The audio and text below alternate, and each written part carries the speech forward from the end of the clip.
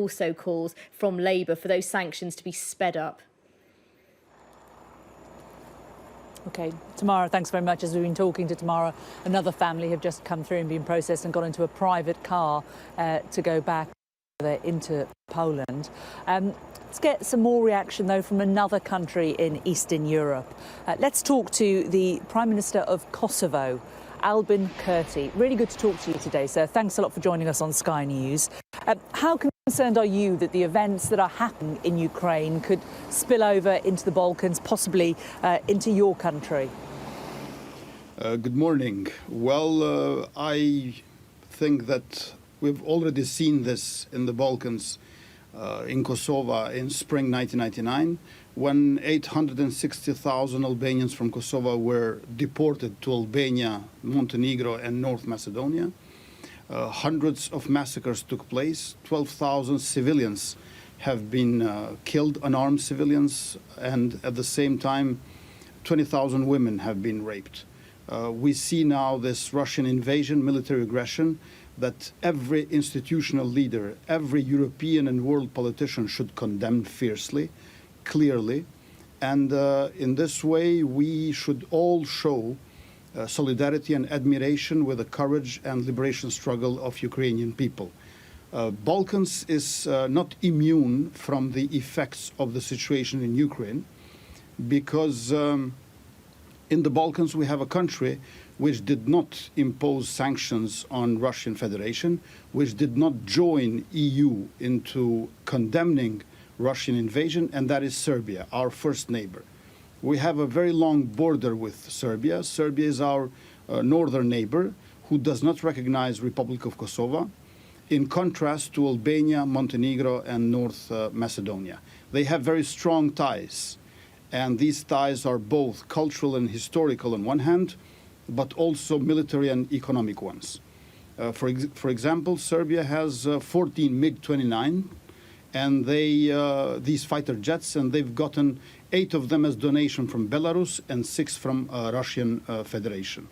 In Serbian parliament, out of 250 MPs, 151 of them are members of the Russian-Serbian friendship group.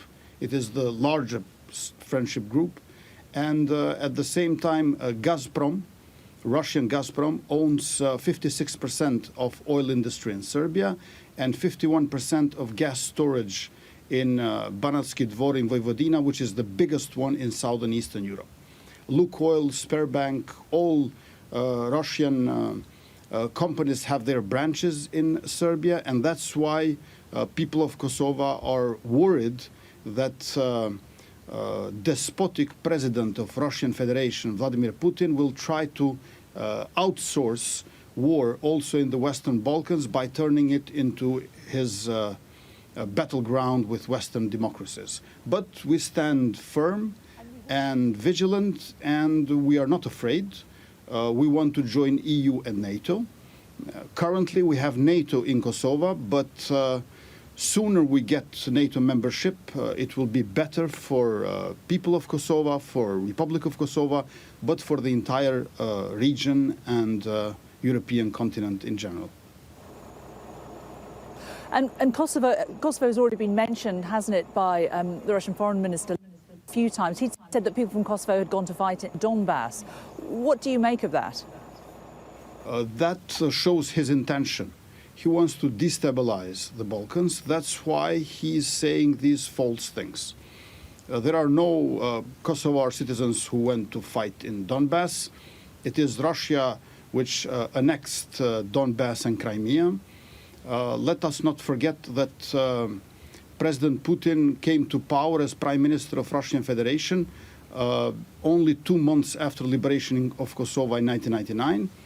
And then he annexed South Ossetia and Abkhazia in Georgia in the same year, few months after we declared our independence on 17th of February 2008.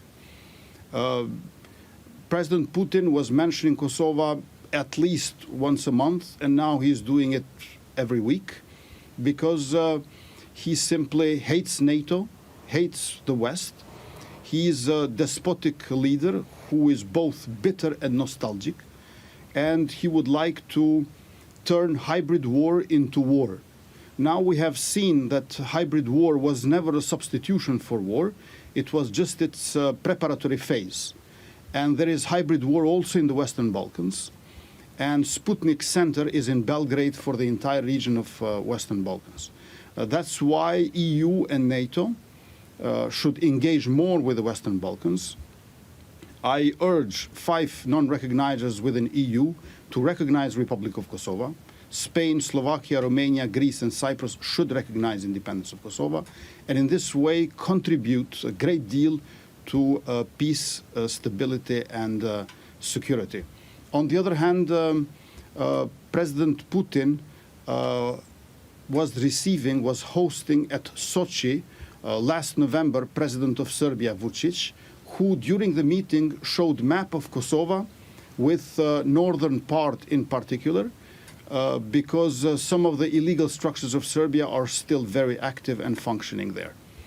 Basically, they are in close coordination. That's why EU capitals should be very firm in asking from Belgrade to condemn Russian invasion and military aggression, because Ukraine has not been overrun by earthquake or floods. It was not a natural disaster.